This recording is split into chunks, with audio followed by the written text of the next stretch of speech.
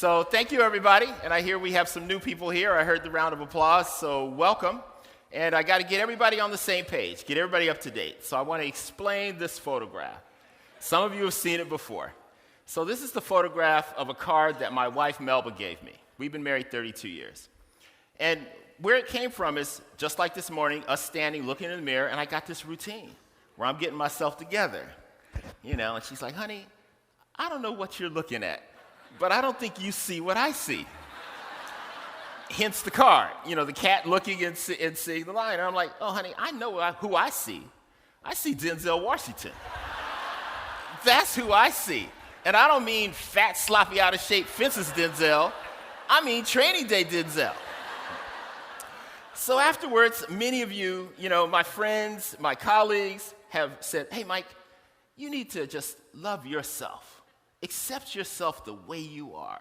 So I said, okay, let me give that a try. Let me see if I can start actually seeing myself. So I got a therapist, did some work, started trying to love myself. But then I noticed around my house, there were these dog-eared magazines, People magazine, GQ magazine.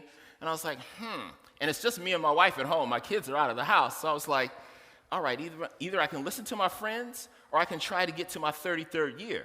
I decided to see who she was dog-earing. So this is who I see now, Idris Elba.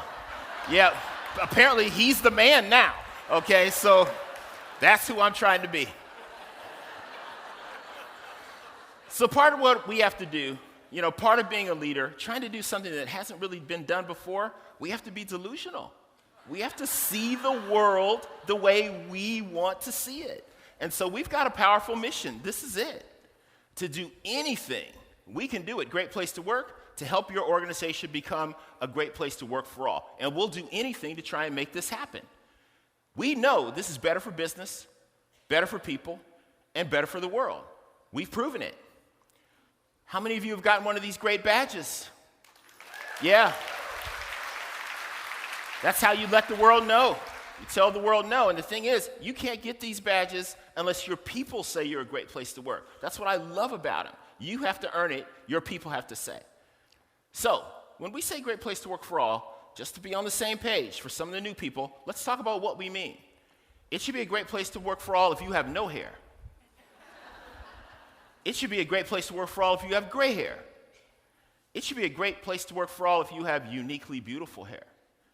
And it should be a great place to work for all if, because of what you believe in, you choose to cover your uniquely beautiful hair. So when we say great place to work for all, we mean great place to work for all, including 9% of all working people who have a member of their family who is physically or mentally disabled. And only half those people tell their coworkers about that because they're afraid if they tell their coworkers, it'll affect their career progression. Those aren't crazy people. Those are smart people. Because in a place that's not a great place to work, it will. Because at a great place to work company, we know this is an awesome person who can get up at 3 a.m., get their kid ready for school, and come and do great work. We know this is an awesome person. We know it's better for business. We've done all the analysis. We've written books about it. Other people have researched us. We know it's better for people, not only working people, but their families and their communities. And we know it's better for the world. Because when you put those things together, it changes the world, which is what we're all here trying to do. We believe in what Mark Benioff says from Salesforce, always at the top of one of our lists. This is the role of business. It's much more than just business. We believe it is to improve the state of the world. So how does it happen? What is this thing called a great place to work for all? It's made up of a few things. Many of you know because we measure it and we score it. The first is values. We talk to the employees, we survey the employees to find out whether or not the values that are on the website are actually for real. We look at leadership to see what kind of environment they're creating. Are they creating an environment where innovation thrives or one that stifles innovation? Trust. This is what Great Place to Work has been surveying and been talking about for 30 years. This is the foundation for all our work. Without trust, there is no engagement. Without trust, there is no inclusion. Without trust, there is no innovation. We measure maximizing your potential. This is the newest part of our methodology because we found out you could be a great place to work for some, but not a great place to work for all. So we do a demographic comparison, and we reward companies where there are fewer gaps, where people are having a consistently great experience. And we penalize companies where that's not true. Because when you unlock people, you get innovation by all, what this summit is all about. And when you do that, you get financial growth. That's more dineros. That's more dough. That's more money. Trying to be international, okay? Dough is what I love, but that is money. And that's what happens. So this methodology stands on trust. And as leaders, what are the things we think about? Number one is respect. This is how we treat people. Depends on how we walk by people, how we greet people, the kind of email we write, the kind of tweet we tweet. All those things build trust or erode trust. And we always want to be building trust. Credibility. As a leader, we want to be credible, which means we have to be consistent. We have to talk to everybody in the same way, not an uneven way. And fairness, the most important of all. This is the thing. People want to know that they're being treated fairly compared to everyone else, regardless of who they are, or what they do in the organization. Why? Because it really matters. So here's some data. We did a study. We looked at the companies on our best workplaces for women's list, and we compared them to companies that aren't on our list. A survey of the American worker. So this is US data. And what we see here is in some important areas like favoritism, pay, and promotions that are deserved. The experience in a great place to work company is twice as good. Twice as good. Here's some other things that matter. Do you really want to get up and go to work? Does your organization celebrate innovation? Is the environment emotionally and psychologically safe? It's twice as high in a best place to work for women compared to the American experience at work. We just want to say for the record, because whenever I do something on the stage and I talk about like women, I get these tweets. You're being too political. So we just want to make something clear. Great place to work, fairness, justice, and equality are not political ideas. Okay? They have nothing to do with politics. This is how you make that dough. Okay? It's better for business. You can do it to be a good person. I love that. But this is better for business. So let's look at our friend Woody. Woody's out of the closet. He actually lived in a closet. Okay? And so he's out. He's super excited. He's fired up because he's going to a job interview. And look at the team that's going to interview him. Just look at that. So Woody walks in, but then Woody feels like this. Why would Woody feel like this? Well, it might be because he didn't see anybody else made out of wood and 15 inches tall. I think Woody might feel different if right here there was Jessie, the yodeling cowgirl. All right? Probably would make Woody feel a little bit different because what we see matters. We know in diversity, it's not everything. We can't believe what we see because it leads to assumptions. Our mind discriminates, but it is one part of it. It's far more complex than that. My friend Julie Sweet, I love this quote. I always use it. You can't have innovation without diversity of thought, which leads me to this. I wonder if this is a great place to work.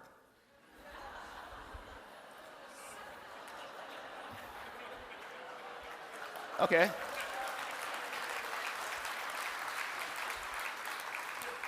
Stay with me, people. I love everybody.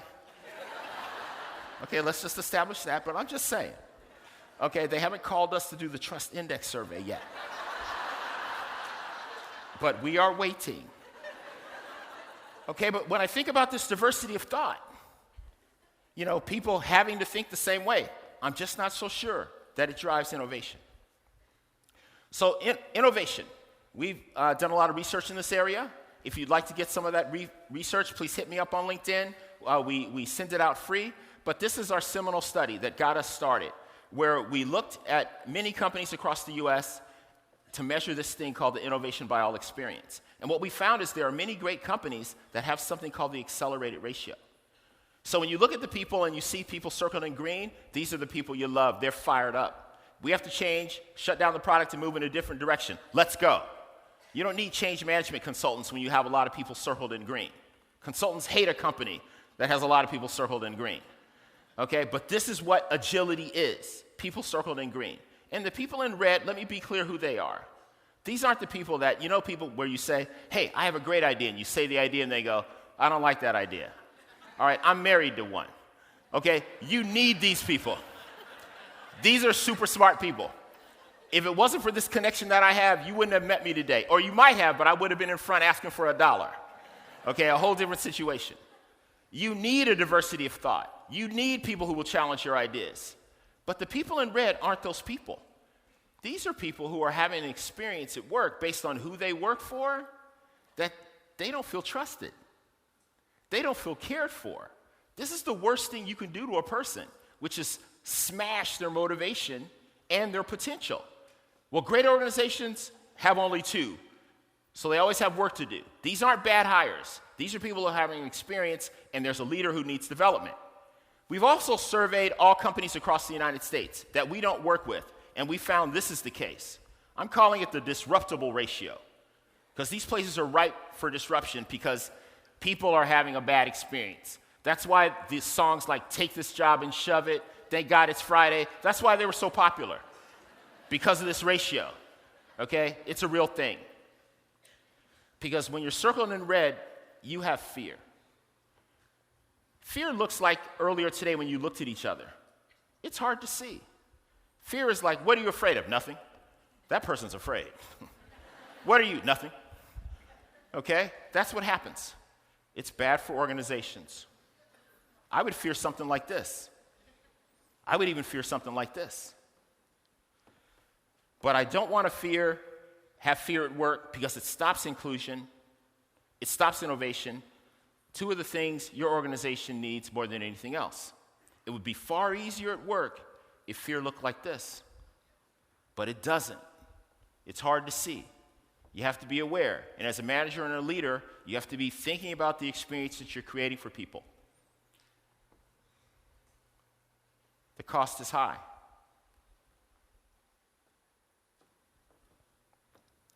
Old ideas, managing by fear.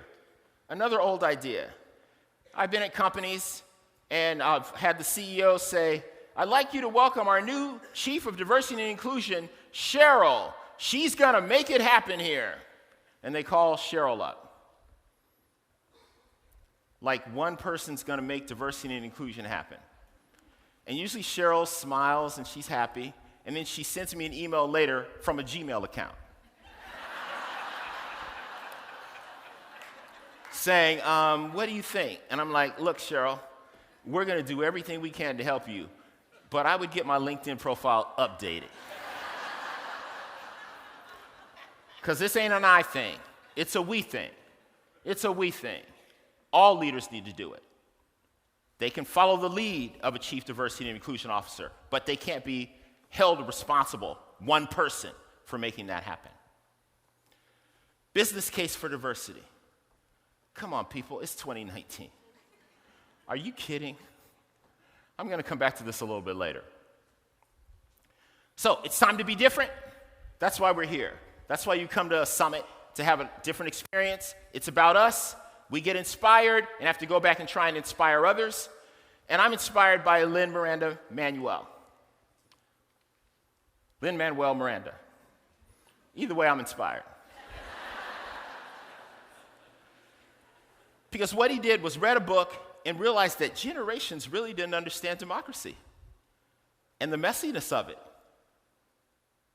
and the pain and the frustration of people creating this great country that we now live in. So he innovated. He had an idea. He worked with others and decided through song he could educate millions, as he has done like it has not been done before. So I'm wondering if that's the key, maybe, using music as a way of communicating. I'm just curious about that. How many of you know about our 9 practice areas? They're the things you fill out in the culture audit. We have these 9 high trust behaviors. So I'm going to be talking about those in a moment and do it in a new and different way. Are you ready? Okay, let's see what happens. So, We have to change. Not just me, but you have to do it too. We're important. It's about us because we have to go back to work and help the leaders that we work with maximize the human potential of others. This is a people way. This is what happens when you unlock people, when you care for people, when you let them know about the purpose of the organization, they get fired up. No wall can stop this way. Purpose provides profit. But you got to have your head right.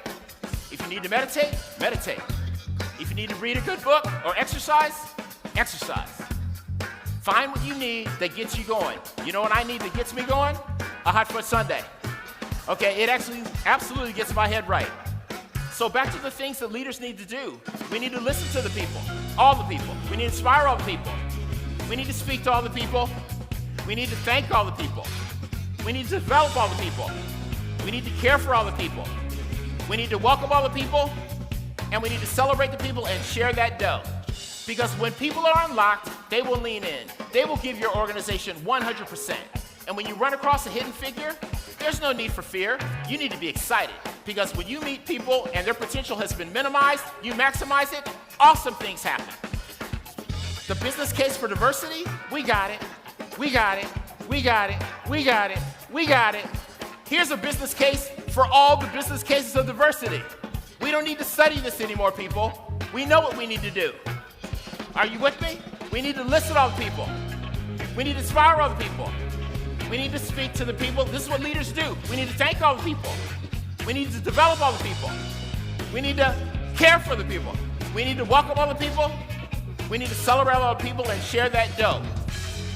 Are you with me, people? Yeah. This is what we need to do as leaders. Thank you. Thank you. We want to do these things every day. Yeah. Yeah. Yeah.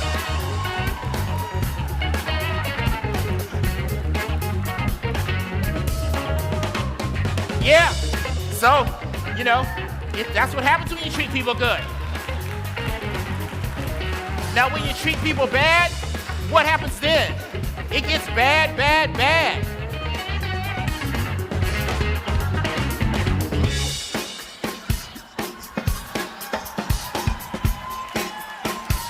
Yeah, I'll do absolutely anything to help you create a great place to work for all. So let's think about this for all leader. The original hidden figure, Dorothy Vaughan. She learned Fortran programming, taught her team how to program Fortune because of the purpose, which is to get a man around the moon and safely. She knew artificial intelligence couldn't do it. People could have had to do it. And speaking of people, we've surveyed over 100 million people, put the data in your hands, and I feel good. Do you feel good? Something's missing. Now I feel great. I feel great. It's time to summit, people. We don't need any oxygen. All we need is each other. The time is now. The time is always right to do what is right. We need to do it for her. We need to create a world for her where she gets treated with equality and given full equity as a full member of society. Jimi Hendrix was right. When the power of love overcomes the love of power, the world will know peace. Thank you very much, and thank you for coming to the summit. It's going to be magnificent. Have a great time. Thank you very much. Thank you very much. Thank you very much. Thank you.